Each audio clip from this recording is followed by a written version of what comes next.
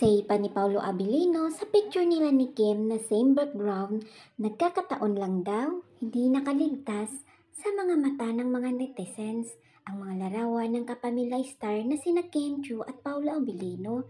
Napansin kasi ng mga netizens na tila magkapareho ang background ng mga larawan na ibinahagi ng mga ito sa kanilang Instagram account. Bagamat una nang pinost ni Kim ang mga larawan 4 weeks ago, ay hindi pa rin naiwasan ng netizens na ungkatin ito matapos mag-post ni Paulo ng larawan kahapon. Kaya naman, inintriga ngayon ng mga fans ni na Kim at Paulo na baka raw magkasama ang dalawa na nagpunta sa tourist spot sa Los Angeles, California, USA dahil nga iisa ang background ng kanilang larawan. Umani nga ng mga samot-saring komento at pamumuna mula sa Kim Pao fans ang Instagram post ng kapamilya actor.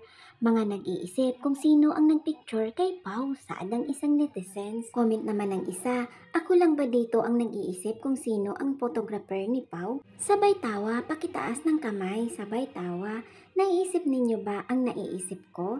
Sabay tawa nito, accident or coincidence, laughing emoji. Iba ka boss Paulo? Pagkakataon talaga, say naman ng isa.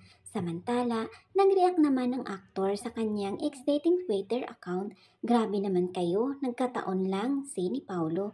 Pero tila, hindi pa rin naniniwala ang ilang fans at talagang super happy sila sa ganap ng kanilang sinusubaybayang love team.